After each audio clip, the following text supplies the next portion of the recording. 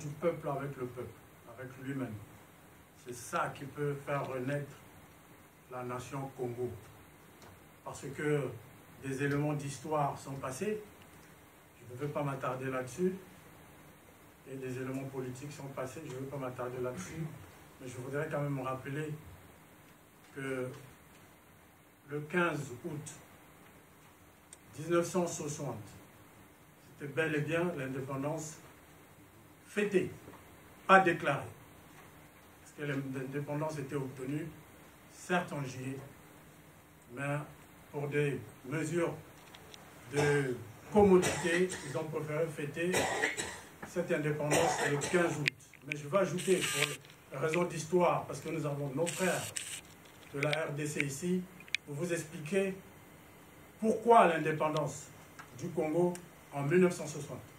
Nos parents, donc les Youlou, Opango, en passant Tchétchélé, tous nos anciens qui étaient au Moyen Congo, à cette assemblée territoriale en 1958, tous, en répondant à la Constitution de 58, tous, à l'unanimité, ils ont préféré ne pas prendre l'indépendance tout de suite, mais prendre l'autonomie et créer un État. C'est-à-dire que quand vous prenez la destinée de votre État, en ce moment-là, vous gérez le gouvernement. Vous ne gérez peut-être pas la justice. Et en 58, nos parents ont refusé de gérer, parce que dans une république, il y a 3 pouvoirs, on ne va pas le répéter, législatif, le judiciaire et l'exécutif, mais nos parents ont préféré laisser de côté le pouvoir judiciaire parce qu'ils n'en avaient pas la maîtrise. Et ce geste-là nous a sauvés en 1959, quand il y a eu cette guerre. C'est parce que la justice était entre les mains des Français que les Français ont pu juger équitablement les belligérants. Et même ceux des partisans de Youlou, nombreux ont été condamnés. Alors que Youlou était le président, le premier ministre à cette époque-là, le chef du gouvernement. Donc en 1958, nos parents ont préféré prendre l'autonomie de l'État sans prendre la justice. Ça veut dire qu'ils ont refusé de prendre l'indépendance. Pourquoi? Parce que l'indépendance, on vous laisse votre destinée, la destinée de votre pays. Il faut en avoir les moyens pour résister, pour travailler. Parce qu'après, tous les trafiquants arrivent, et si vous ne savez pas tenir un pays, c'est très dur. Moi, si j'étais à cette époque-là, en 1958, j'allais être d'accord avec eux. C'est pour cela qu'ils ont mis en place un État congolais. Et cet État s'intitulait République du Congo. Certains disent, et c'était le 28 novembre 1958, beaucoup de gens, même au Congo, presque toute la classe politique du Congo, et même dans la diaspora, disent que la première République du Congo, c'est le 28 novembre 1958. Foutaise, c'est faux. C'est une République, il faut que vous ayez les 3 pouvoirs. Et une République, il faut que vous ayez un président. Le Congo n'avait pas de président. Il n'avait qu'un Premier ministre, parce que nos parents ont choisi de créer un État congolais faisant encore partie de la communauté française. C'est pour cela qu'il n'y avait qu'un ministre. Alors, dans l'histoire, pour nos frères de la RDC, on est tous du même peuple, tous des Congolais. Pour la petite histoire, c'est que l'abbé Fulbert Youlou a voulu, donc il y a eu un conflit qui a eu entre Lumumba, il faut le savoir, c'est écrit dans les livres d'histoire, entre Lumumba et Fulbert Youlou. Parce que en juin 1960, donc nous sommes en 58, nous avons l'autonomie de l'État. 59, nous avons cette guerre qui a été réglée par la justice française, heureusement. Il n'y avait pas cette justice, je ne sais pas où cette guerre-là allait nous amener. Nous arrivons en 60, l'année des indépendances, la RDC prend l'indépendance et prend comme nom République du Congo et s'inscrit à l'ONU. Fulbert Youlou appelle son ami Patrice Lumumba pour dire ben, nous avons déjà pris ce nom, République du Congo, comment vous pouvez aussi prendre le même nom? Alors il s'adresse à l'ONU. L'ONU l'ONU répond par une lettre que nous actons le nom République du Congo concernant comme capitale Kinshasa parce qu'ils sont indépendants. Mais vous, vous n'êtes pas encore indépendants. Nous ne pouvons pas vous donner ce nom. Eux, ils ont le droit et le bénéfice de prendre ce nom. Nous sommes en juin 60. Et c'est là que Youlou, il tenait tellement à ce nom. Je dis bien non. C'était pas, le Congo n'était pas une république. C'est le nom, la dénomination du pays. République du Congo. L'abbé Philibert Youlou tenait tellement à cela. C'est en ce moment-là qu'ils ont changé tout le programme qui a été mis en place en 1958. À savoir, on reste dans la communauté française le temps de prendre les armes pour prendre l'indépendance plus tard. Alors, le gouvernement de Youlou va anticiper l'indépendance du Congo. D'où cette affaire avec les accords qu'il y a eu, que M. Poitier vient de citer ici, pour donner l'indépendance afin que le Congo soit inscrit à l'ONU et revendique le nom République du Congo. Et c'est pour cela qu'à cette époque-là, on a eu, pour trancher le conflit, on a eu affaire à un Congo-Brazzaville et un Congo-Kinshasa. Ça part de là, de l'histoire. Mais l'indépendance a été donnée. Parce que si vous regardez toutes les définitions de tous les dictionnaires, l'indépendance d'un pays, c'est dès lors que vous avez l'autonomie de gestion. Vous avez votre gouvernement, vous avez tous vos pouvoirs entre vos mains. Parce que je sache, pour le Congo, les pouvoirs, tous les pouvoirs, ne sont pas dictés par la France. Le gouvernement, le pouvoir judiciaire et législatif, c'est fait au Congo. Il n'y a pas une lettre qui vient de Paris pour dire vous devez voter cette loi. Sinon, pourquoi il y a cette foutaise? Moi, je pense même que si le Congo était encore administré, comme le disent d'autres, par la France, on serait peut-être encore mieux. Parce qu'on n'aura pas cette barbarie où les petits-enfants sont massacrés dans le sein de l'institution qui assure la sécurité dans un pays. Vous vous rendez compte? Ils sont massacrés là-dedans, dans les commissariats. Ça ne peut pas se passer en France. Et si c'est la France qui administrait le Congo, moi je pense que les Français allaient demander des comptes au président Macron. Ça, c'est une histoire. Il ne faut pas trop surfer là-dessus parce qu'il n'y a pas de solution. Si on n'y connaît pas indépendant, alors on va demander l'indépendance où? Les Congolais ne sont plus des Français. On ne nous connaît plus ici. Bref, pour le rassemblement, j'ai entendu beaucoup de belles phrases, mais ce ne sont que des phrases. Le rassemblement, il faut le faire. Si c'est vraiment un point commun pour nous tous, il faut le faire. Nous avons un problème. Nous avons un problème de méthode. Les Congolais, en général les Africains, ils annoncent des bonnes idées, des belles idées. Un Congolais peut vous construire un building en 2 secondes. Mais le comment faire, on ne traite pas cette question. C'est la question du comment faire. Moi, j'y travaille depuis, on est en 2018, depuis 2016, ça fait 2 ans. Moi, je pense qu'on propose des solutions. Nous sommes arrivés à un niveau où la solution du rassemblement doit passer inéluctablement par une concertation. Pourquoi? Parce que les différentes tentatives de rassemblement qu'il y a eu dans la diaspora, parlons de la diaspora, ce sont des tentatives d'absorption des autres forces. Ça, c'est malhonnête. C'est-à-dire que nous avons proposé le congrès ici. Oris sait très bien, l'association Oris. Nous avons travaillé sur ce projet parce que nous pensons que la méthode pour rassembler le peuple congolais, c'est passer par un congrès, c'est-à-dire, en résumé, une confrontation des projets et démocratiquement l'élection d'un projet qui puisse rassembler tout le monde avec une règle que tout le monde doit respecter.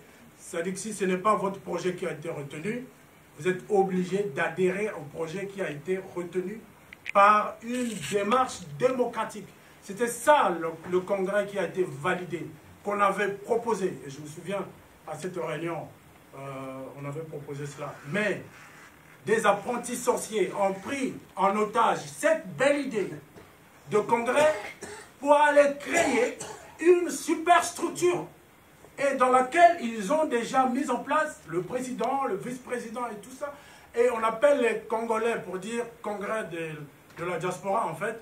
C'était un hold-up de la légitimité même de la diaspora. Les gens qui sont venus, après aujourd'hui on dit non, tel mouvement, je ne cite pas, pour éviter les amalgames, que tel mouvement a été mis en place par les Congolais par le congrès des Congolais de la diaspora foutaise.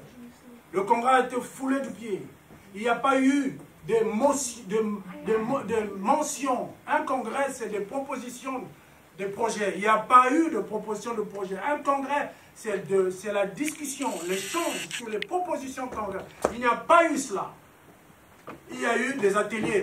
Dans un congrès, on ne fait pas des ateliers de réflexion, excusez-moi. Un congrès, les gens viennent aguerris. Ils ont des propositions à faire.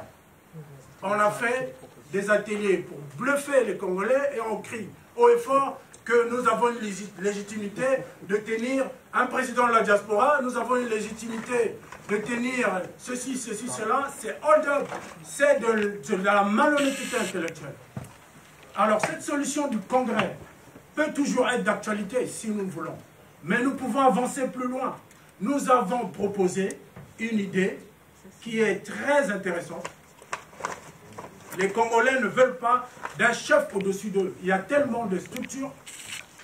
C'est difficile de prendre telle structure et telle autre, de les rassembler, de leur imposer un chef. C'est difficile et impossible.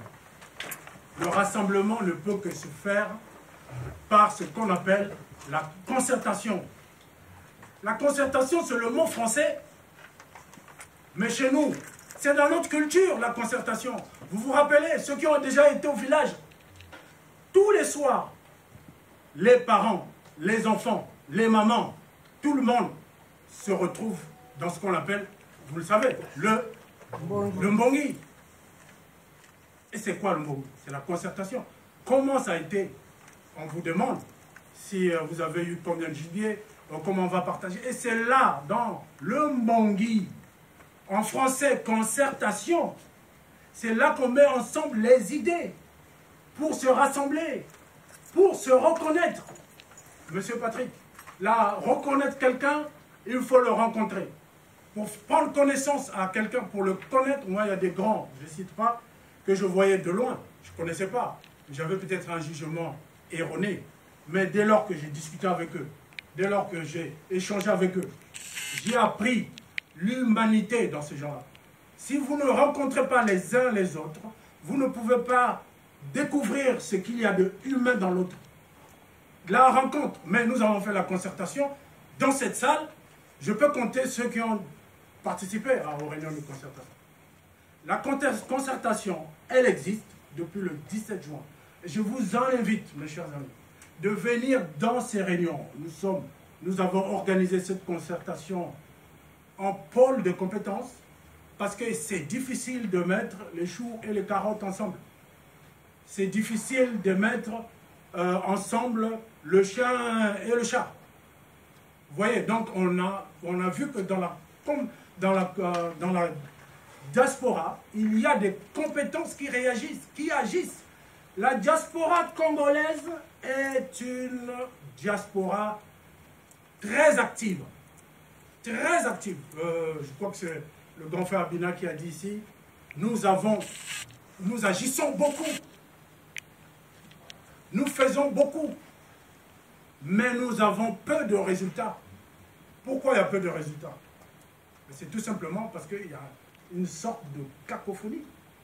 Et nous avons dit, on se rassemble en compétences, en pôle de compétences. Nous en avons recensé 6 pôles. Il y a ceux qui font de la politique, il y a ceux qui font de la communication, il y a ceux qui peuvent gérer l'administration, il y a ceux, etc., etc. Donc, nous avons mis en place cette concertation. Mes chers amis, le combat du pays, et je vais en terminer par là, le régime de Brazzaville, s'il tombe par un coup d'État, le combat n'est pas fini. Parce que celui qui fera son coup d'État, si rien n'est garanti, que celui-là fera la volonté du peuple. Rien n'est garanti. Et je ne le souhaite même pas. Peut-être une force pour pousser le peuple à prendre le pouvoir, oui. Mais un coup d'État, je n'y adhère pas. Mais si nous voulons amener le peuple, qui est prêt, le peuple au Congo est prêt. Au Congo, le régime de Brazzaville a compris et a bâillonné tous ceux qui veulent bouger. Ceux que nous, parfois, que nous fustigeons d'ici, qui disons qu'il a bouffé avec Sassou, attention, n'allons pas très vite en besogne. Ils sont dans le fourneau. Et pour vivre, parfois certains sont obligés de jouer ce jeu-là pour garder une certaine liberté, mais on aura besoin d'eux. Quand la vraie descente, quand la vraie chute sera organisée, nous aurons besoin de ces gens-là. Nous ne pouvons pas les rejeter, ils sont dans le fourneau. Mais nous sommes à l'extérieur, nous sommes nombreux ici à l'étranger, nous pouvons faire des choses. Et ce rassemblement, pour le faire, c'est d'abord de nous rencontrer, de nous concerter. Je vous invite à cette concertation. Je vous invite à cette concertation. Et que vive la résistance congolaise.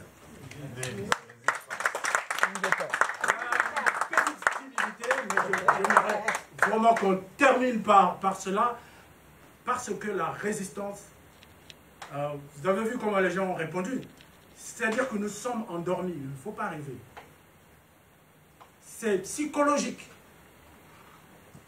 Nous sommes endormis, pourquoi? Parce que nous ne voyons pas l'horizon.